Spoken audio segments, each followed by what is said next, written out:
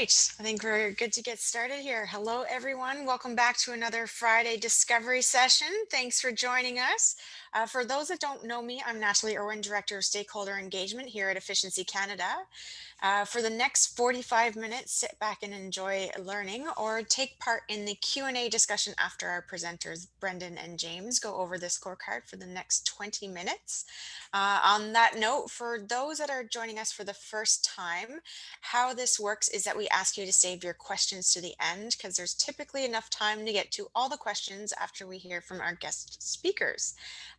So please join me in welcoming my two colleagues who authored the second Provincial Energy Efficiency Scorecard, Brendan Haley, our Director of Policy, and James Gaede, Senior Research Associate here at Efficiency Canada. Thank you, Brendan and James, for joining me here today.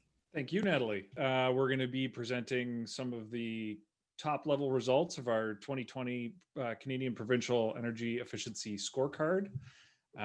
So quickly, what we're going to go through is I will briefly talk about the purpose and methodology of the scorecard. Then I'll look at some of the top level 2020 results from coming out of the scorecard. Then I'm going to pass it off to Brendan Haley, and he is going to go through the provincial highlights, province by province. And then back to me to quickly talk about our policy database that accompanies the scorecard. Okay, so first let's look at the purpose of the scorecard and some of the high-level methodological changes we made this year. So what is the scorecard? Well, the scorecard is our transparent and evidence-based annual assessment of provincial energy efficiency policy frameworks across Canada. The report tracks both policy and outcome metrics. Outcome metrics are typically quantitative, such as how much energy savings have been achieved by energy programs. And policy metrics are more qualitative, looking at whether and to what extent a province might have an important policy in place to facilitate energy savings. For example, if provinces have energy rating and disclosure programs. The objective of the scorecard is to benchmark and to share best practices in energy efficiency across Canada. And we think that this is useful for both policymakers and local activists working in energy efficiency. We hope that the scorecard also promotes a little bit of healthy competition amongst the provinces to help build their overall energy efficiency policy frameworks and to achieve greater improvements in energy efficiency year after year. So the process of producing the scorecard is a year-long endeavor, and it begins pretty much right after we published the 2019 for this year. It began pretty much right after we published the 2019 edition last year. Excuse me. I don't know if you could hear that. My kids are doing virtual school on the house.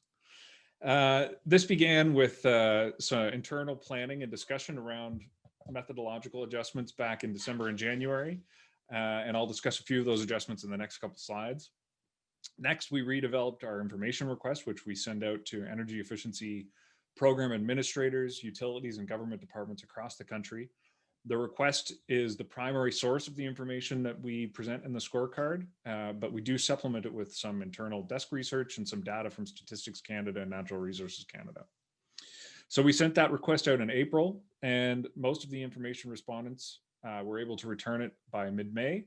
We then spent the summer compiling and analyzing this information and writing up the results. We were very helpfully assisted in this process this year by Madeline Chauvin, who was an intern that we hired for the summer through the Clean Foundations internship program.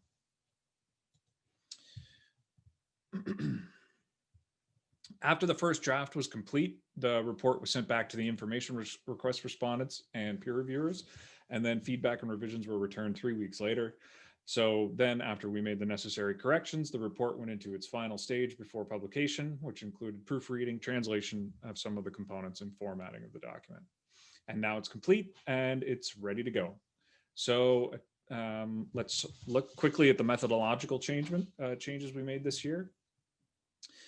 So overall, the report scores provinces on 42 different metrics across 5 broad policy areas. Of these areas, energy efficiency programs is weighted most heavily since it's mainly composed of outcome metrics related to program savings and spending. This year, we moved our tracking of energy efficiency targets from the second section and enabling policies over to the program section and we also introduced an Indigenous peoples program spending metric as well. And this year we also tracked non-regulated fuel savings like propane and home heating oil. And all in all, this made the program section increase by 5 points in weight.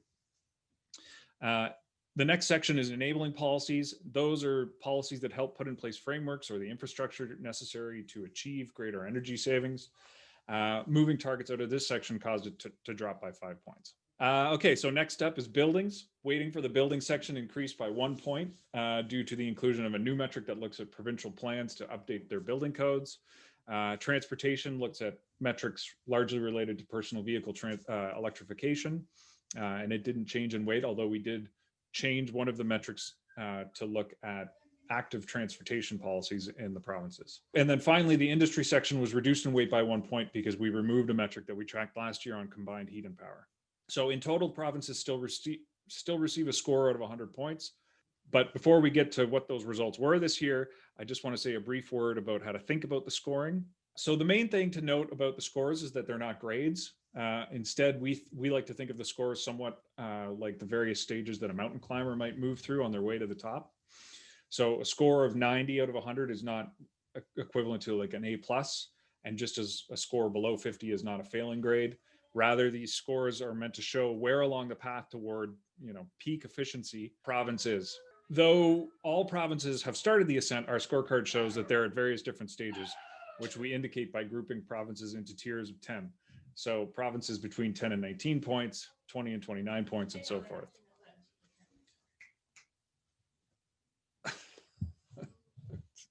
Let's go to the results. Okay, so before we get to the actual scores, I just wanted to show some national savings and spendings figures. So this chart shows Canada-wide net incremental energy savings in petajoules for the years 2016, 2017, and 2018. We haven't included 2019 figures in the national results because not all program administrators were able to report them at the time that we produced the scorecard. So 2018 is the most recent year for which we have complete data. And in that year, Canada achieved nearly 24 petajoules of incremental energy savings. That's a bit of a drop from 2017, but we do expect that the size of this decrease will be reduced next year as some programs that were not fully evaluated will continue to be evaluated. So next up, is a very similar looking slide that is showing Canada-wide program spending on energy efficiency programs. And you can see that in 2008, it's basically spending has grown since 2016, which we take to be a pretty encouraging sign. Continued growth in spending supports our expectation that savings for 2018 will eventually end up being higher than the data presently shows. But it also suggests that provinces may be taking deeper energy efficiency, or maybe going after deeper energy efficiency savings, savings that aren't quite as low cost as LED light bulbs or something, but will end up leading to larger and longer lived savings over time, like home retrofitting. Okay, finally, let's look at the provincial rankings. This is something that Brendan's going to go through in a little bit more detail, so I'm just going to whiz through it. British Columbia and Quebec retained their spots at the top of the rankings. PEI was the most improved. Alberta dropped 2 spots, and Newfoundland moved up from last place. This is a breakdown of the scoring by category. You can see like the darker shaded boxes is showing the province that's the leader in that category. So Prince Edward Island was first in the programs category, BC first in both enabling policies and buildings, and finally Quebec was first in transportation related metrics. We didn't highlight a leader in industry because many of the provinces were tied at about 6 out of 7 points. That's it for my section. I'm going to pass it off to Brendan, who will talk about the provincial highlights. Great. Thanks, James. So like last year, we've produced these one-page descriptions for each province. So that gives you a quick reference point. And even if you look into those one-pagers, there's links to the relevant tables in the report of what we're talking about. So I think that's pretty cool, and that helps you follow along. And in the report itself, the concluding section has detailed summaries for each province, which also goes into more detail about changes we've seen in the province over the year, as well as some relevant policy events, as well as strengths and areas for improvement that we talk about in each province. So I'm going to try and quite rapidly run through sort of the high level stories for each province, but we can certainly discuss in more detail in the Q&A. So here goes. So in the first tier, of course, BC wins again. We're once again really highlighting BC's leadership in building codes because it's quite important for all the provinces this year. And that's because the new national model building codes for 2020 will be finalized soon. And these model codes will reflect the BC approach of having different performance levels moving towards net zero energy ready buildings. So we'd really like to see all provinces emulating and learning from the BC example. In BC itself, we're highlighting that this policy model that they've used to achieve the building code best practice in the country, that really had a number of characteristics to it, such as signaling a high standard for future mandatory regulations, coupling utility programs with market transformation objectives, enabling municipal leadership. And all those characteristics can be deployed now in other areas, such as building energy labels, building retrofits, and financing. So for Quebec next, it's probably not surprising that they lead in transportation. And just last week, or this week, I guess, they've taken even more steps on transportation, which will have to reflect next year. But one area of policy leadership that might not be quite as well known is the relatively comprehensive industrial programs in the province. And those industrial programs are largely responsible for the province's fairly high natural gas savings performance. One area we're highlighting for improvement is making the energy transition in Quebec more inclusive. So this year, James mentioned, we have a new benchmarking on Indigenous focused programs. We have a benchmarking on low income programs, and our benchmarking there shows a lot of other provinces are well ahead of Quebec in those areas. So if we move on to the sort of the second tier now, so with this tier, Nova Scotia and Ontario switched places this year. Nova Scotia is leading in areas such as electricity savings. They lead in areas such as trained energy efficiency professionals. Since the last scorecard, Nova Scotia has adopted a net zero emissions goal for the province. And really the history of policy leadership and energy efficiency that the province has, I think gives them a lot of those tools required to move forward in areas such as net zero building codes and electrification. James mentioned that we tracked activities to try to develop new building codes and try to adopt the forward-looking building codes, and Nova Scotia has already undertaken some activities to adopt more advanced building codes. So when it comes to Ontario, we're starting to see the influence of electricity program budget reductions, cancellation of electric vehicle incentives. We're starting to see that in the data we track. And we note that this could have a large influence on those overall national savings and budget figures that James was showing before, given the size of Ontario in our national economy. For opportunities, we're highlighting natural gas conservation. Our benchmarking shows, Ontario is already amongst the top provinces in natural gas and fossil fuel savings, especially if you look at the gross figures. But we want to remind the government of its own environment plan, which actually called for a major ramp up in natural gas conservation. And just this week, the Auditor General of Ontario released a report that we know actually used last year's scorecard and used some of our work on building code compliance, and they were making similar points. So next, since this is the second year we're producing the scorecard, we can talk about the most improved province. And this year that title goes to Prince Edward Island. So PEI now has the largest per capita program spending.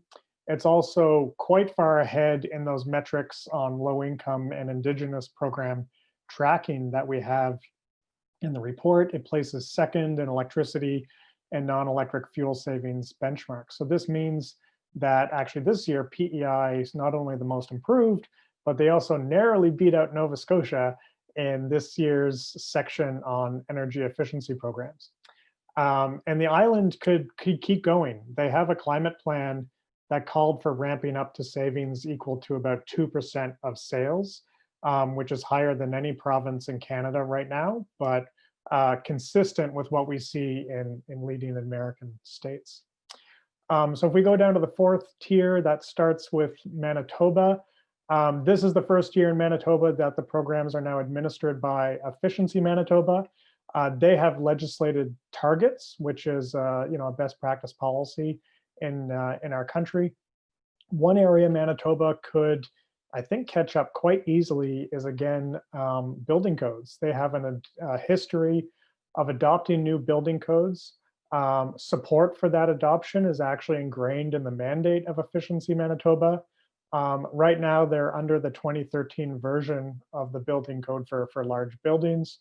A natural place for them to improve is adopting the 2020 version of the codes when they come out. So New Brunswick is amongst all the maritime provinces actually that we've seen improvements this year amongst all those provinces. New Brunswick, we're seeing higher program savings. And we've also seen this year the province has adopted enabling legislation for a province-wide building code. I guess the paradox in New Brunswick is that even though we're seeing higher savings, we're seeing more energy efficiency professionals in that province, their savings targets have actually ramped down from what they previously were and are quite below some of the estimates of the efficiency potential in that province. So one way to ramp up these savings is, for instance, to boost low-income efficiency spending. Again, our benchmarking here shows that New Brunswick is quite behind some of the neighboring maritime provinces that are really leading the country in low-income energy efficiency. So the major movement amongst this tier is Alberta. Alberta is the province that has fallen behind the furthest in this year's rankings. Our benchmarking shows a quite dramatic decrease in program savings in 2019. So of course, this is the year that Energy Efficiency Alberta was shut down. But it also really seems like those programs were ramped down and canceled all throughout 2019, given that their savings performance. There is a bit of a hope here, however. I mean, just recently, the Federal Low Carbon Economy Fund was used to make investments in business energy efficiency through Emission Reduction Alberta. And that investment fits quite nicely with our federal policy recommendations.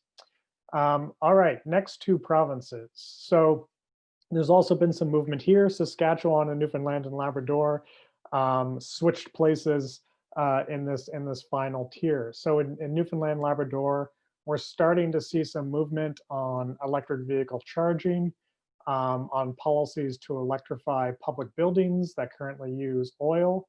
And those are both good ways for the province to basically start using this quite large hydroelectric surplus that they're going to have because of the Muskrat Falls hydroelectric project. And of course, if you're not aware, that's a project that has gone significantly over budget and is delayed. And one thing the province can do is really focus on efficient and beneficial electrification, and then use energy saving strategies to reduce peak loads, and also help those most impacted by electricity rates to grapple with the challenge that mega project has created for the province. So Saskatchewan this year just barely slipped into last place. There are efficiency programs in Saskatchewan operated by their electricity and natural gas utilities. But when we do our benchmarking on both programs and savings, they have some of the lowest investment levels in the country. Again, I will note some policy movements here that we're going to pick up in next year's scorecard that happened quite recently. Perhaps the main one is that Saskatchewan is now amongst the group of provinces that enables property assessed clean energy financing, right, through municipal property taxes. So Next, I want to talk about ways the federal government can boost energy efficiency across all the provinces. And so this is another section in the report, and we're emphasizing 5 different areas. And we really want to talk about the scorecard. You know, it's an opportunity for you as citizens, for us as an organization to all call for robust federal investments in energy efficiency to define our economic recovery. So the first priority is about using existing program delivery infrastructure to quickly create jobs and boost spending in local economies. So through our tracking, it's pretty clear that the Low Carbon Economy Fund has become fairly important for supporting energy efficiency portfolios in many provinces. That is an existing mechanism that can be ramped up, and we think it should be ramped up for Canada to try to achieve the same savings levels that we see in some of the leading American states. The second is the federal government can target deeper savings through financing strategies. So we're already seeing some movement here with the Canada Infrastructure Bank has released a growth plan that includes buildings. And this year's scorecard, we're also seeing many provinces enabling municipal financing strategies. And that's likely in reaction to the Federation of Canadian Municipalities residential financing program that was funded in the last federal budget.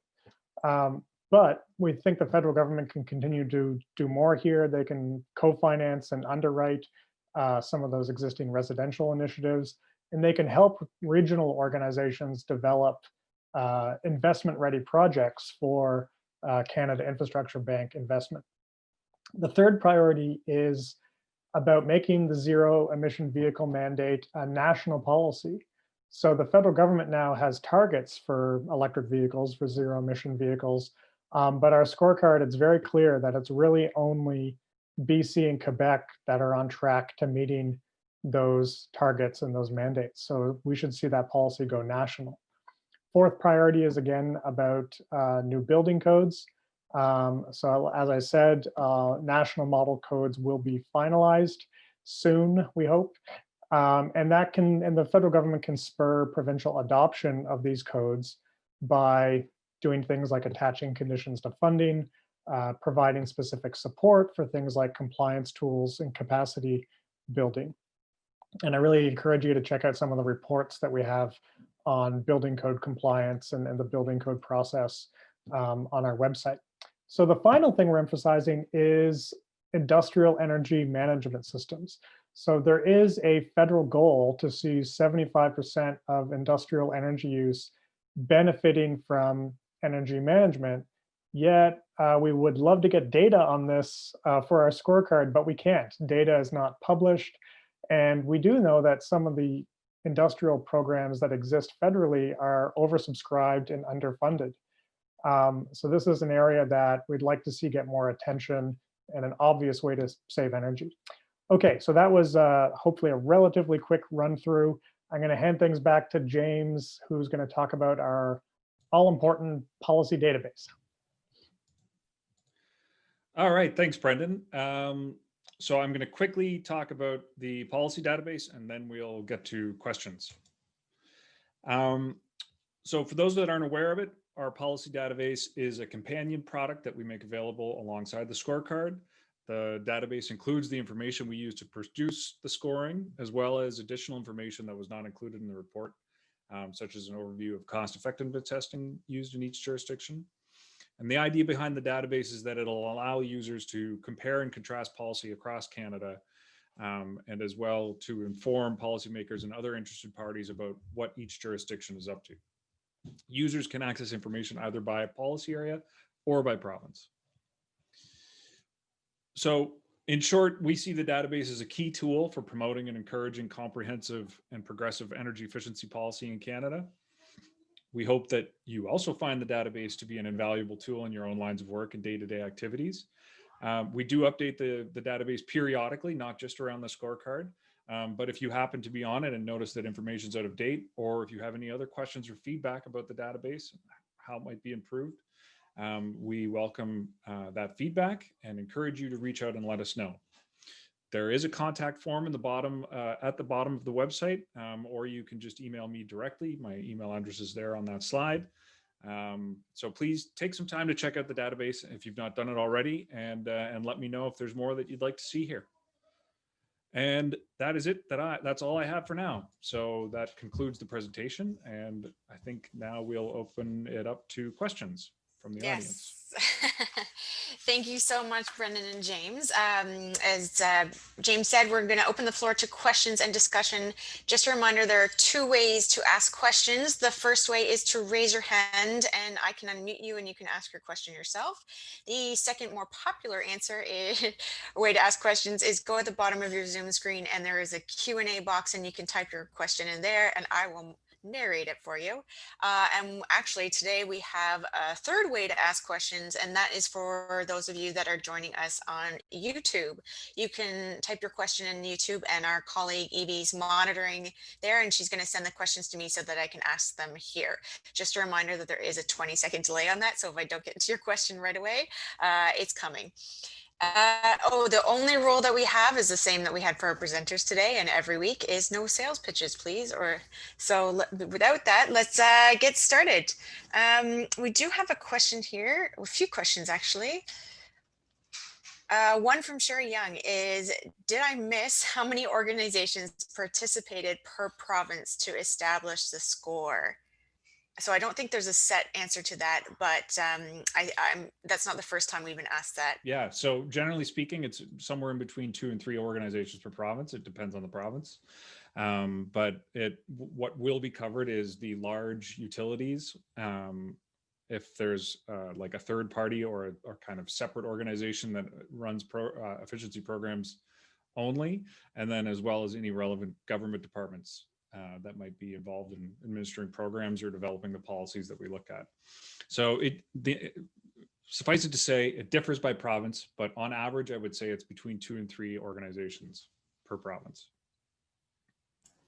Perfect. Thanks so much for that. I have a question here actually from Dave Stewart is, what is the strategy to get this information in the scorecard results to MPP, MLAs, MPs, etc.? So essentially elected officials or policymakers. You can answer that one, Natalie. So there's a number of ways. One way, and you guys can add on to this if you like. One way is that we have a fantastic communications team that's getting it into the hands of media stories, national, provincial, and local stories.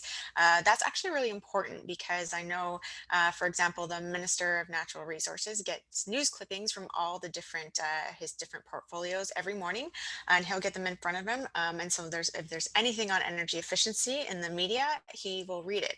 So that is really important. So that is one way. The second way is we actually have meetings that we go to. So if you are interested in attending one of these meetings with us, we set them up. It's more so it's about probably 10, maybe 15 minutes where you meet with your local elected official and you can just tell them your story and why energy efficiency is important to you, what it means to you and your family and your community, and then we kind of come in with this scorecard and the stats and figures and everything to back up what you're saying. So it's a dynamic, powerful duo that goes in to these elected official meetings and just really tell your story. And they really elected officials recognize the importance of energy efficiency and funding energy efficiency policies and programs, and why, when it comes down to voting, they should vote for energy efficiency. Brendan, I see, do you want to add something to that? Yeah, I mean, everyone who's tuning in today, I'd really encourage you to just send a short email to your provincial representatives and even your federal representatives and say they should check out this scorecard. We really want this to be a tool for activists and for citizen engagement. You know, we know people in the sector use it for business intelligence and things like that, but you know, having a constituent send something to their local elected representatives is really, really useful. And I think next week we're actually coordinating a special discussion webinar on how people can use the scorecard as a tool for local activism. Yes, with our advocacy sessions. That's a good point. So our colleague Kirsten actually is doing. She does advocacy sessions. They're probably about 30 minutes at most, including Q&A period discussion. So a handful of people attend those each month. There's usually 2 a month, and this month is on the scorecard and how to use that. So that'd be a really interesting one to attend to see if you're even interested in using it. So if you have any interest at all or just curious, I encourage you to attend that. So we do have a question here from Joshua Kelly. Do these annual savings equate to a reduction in annual energy use, or does it track more to an energy intensity? James? I mean, I would say probably both, but it's definitely a measure of the reduction in energy use. So energy intensity is a slightly different thing that we don't look at directly in the report, although in theory, energy reduction in energy use, so long as there isn't like a drop in production, should be also improving energy intensity as well. Thanks for that, James. I have a question here. Actually, we get asked this quite frequently from John Hudson here. Is just out of curiosity, are there any plans to add the Northern Territories to the scorecard in the future? Thanks, Natalie. Yes, and we do.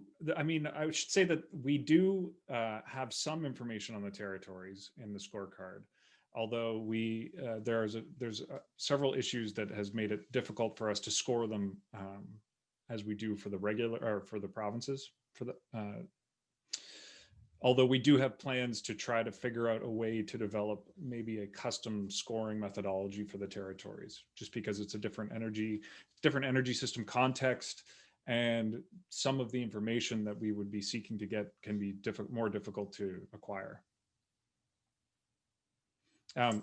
Just before we should go, just one more thing on the territories. We were pleased to note this year that the Yukon government did return information to us, to our request. And so we were able to report some basic numbers for Yukon, which, at least for energy efficiency program spending, would have put them, I think it was in the top 4 amongst the provinces for per capita spending on energy efficiency programs. That's great. And all that information can be found in the database, right? Yep. Perfect. Well, actually, I don't know if program savings or spending numbers are in there, but the database is more of a policy-oriented thing. But you can definitely find it in the scorecard. Perfect. Thanks, James. I actually have a question here. I'm just going to skip through a little bit of it. Do you compare, so I don't know if this one, it could pertain, so Brendan, I'm going to probably pass this off to you. Do you compare amongst the, not just the provinces, but taking into account international best practices, or you can maybe speak to, I'm going to kind of give you a hint of the answer. Do you know, are there any comparisons to North America or international? Right, okay. Yeah, so the way we developed the scorecard is, as James mentioned, there's 42 separate metrics. So for each of those, metrics, we're trying to think through, what are the best practices? What are the highest levels that we see are actually achievable, or that are best practices in other jurisdictions? So that's why we talk about, that top score is kind of the top of the mountain. So a good example, and we adjust them. I mean, as actually, for example, Quebec has upped the game in terms of its zero emission vehicle mandate. So I think we're going to have to change the scorecard next year to provide a higher score to Quebec, right? But a good example of that is how we track program savings. And we look at that in comparison to what we see in sort of leading American states. So in leading American states, you see savings that are 2 to 3% of electricity sales, for example, consistently every year. No Canadian province is up to that, but that is our top sort of score. And on our website, you can find actually that, using last year's numbers, that benchmarking on a North American level of those program savings as well as targets. Thanks so much, Brendan. I have another question here.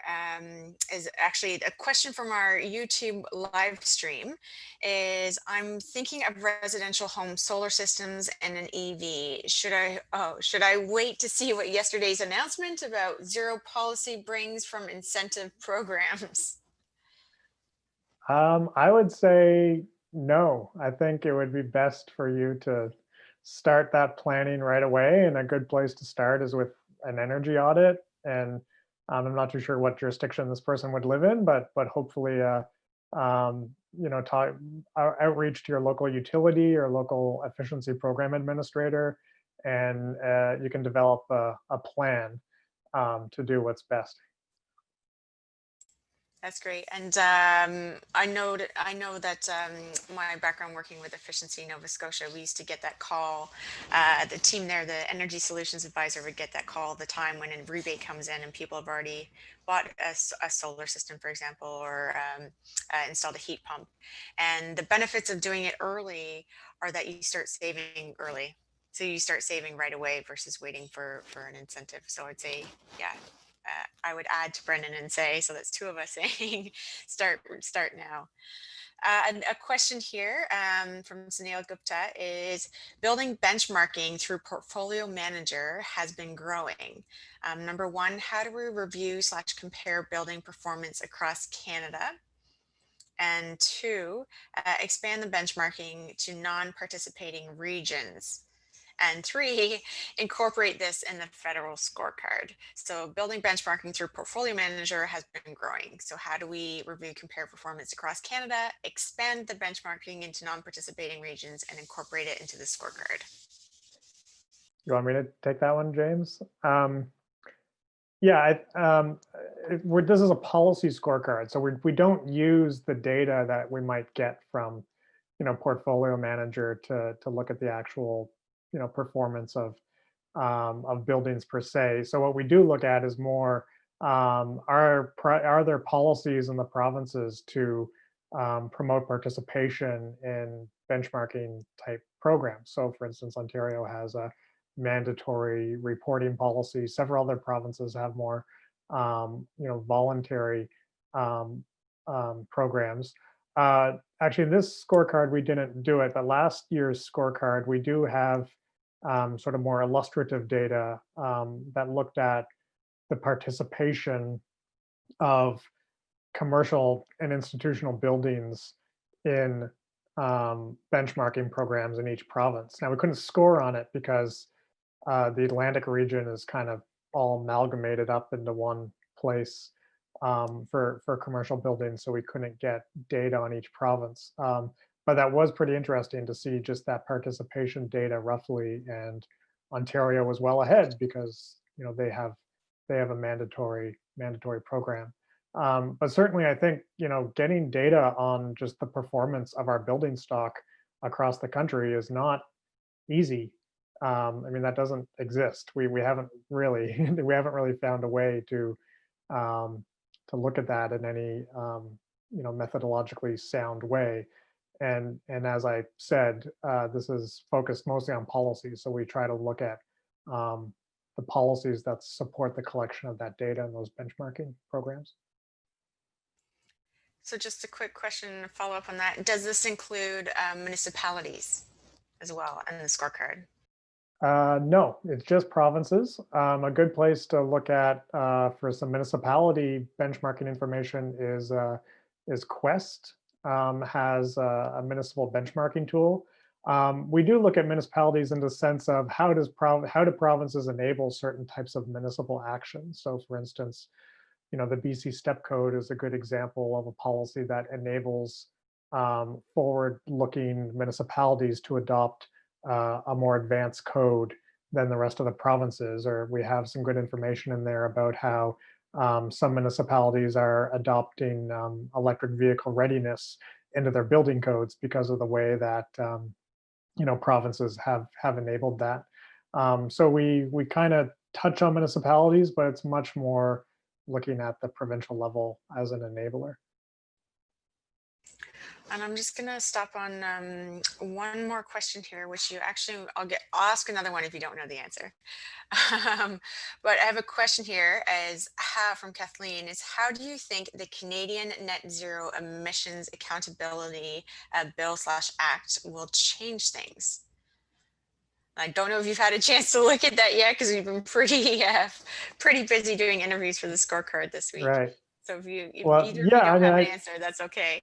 I looked at it last night. I think it's good that the net zero emissions objective that the federal government has set for itself is more solidified, and that there's some accountability mechanisms around that. I mean, I did send out a personal tweet this morning, so this is my personal opinion, that was basically saying, um, we all know, that 2030 is just around the corner in policy terms, and to get to the type of targets we need in the next 5 to 10 years, we need a building code which is not watered down, like unfortunately it looks like the model national building code will be. We need provinces all adopting net zero building code standards. We need the retrofit rate to at least triple.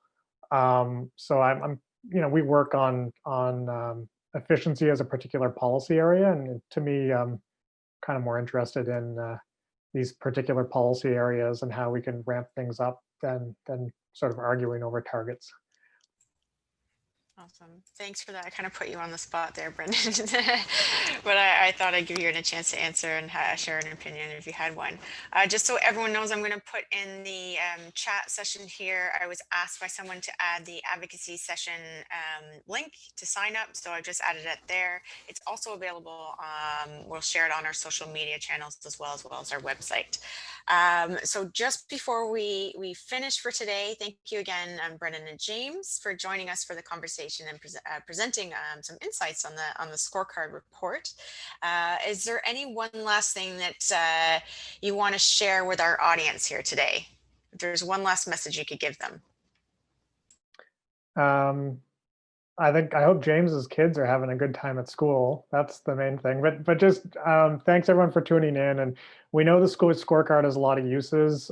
We want it to be a tool for activists. We want it to be a tool for policymakers to look at best practices across the province to learn from each other. We know that people in the sector use it for market intelligence. So we really appreciate your interest in it, and would love to just get any feedback about how doing this work is helping you in your objectives. Yes, please share any feedback with us. And James, is there anything that you want to add to that? Any words of wisdom? No, I think, just to reiterate what Brendan said, I think that pretty much captures it. We're really proud of the scorecard, and we think it fills an important information gap in Canada. And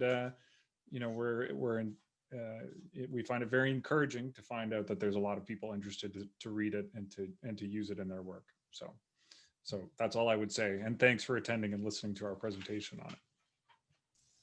Thank you again, Brendan and James. So for next week, I'm going to be joined from a speaker from Kembo Energy Group, along with Community Power, two organizations out west who are delivering energy efficiency in Indigenous nations. So tune in to learn how they work with collaborating with Indigenous nations, governments, and utilities to deliver meaningful community-wide reductions on energy bills and improve housing. I hope you join us, and I also hope you have a wonderful weekend. Thanks, and I'll see you next Friday.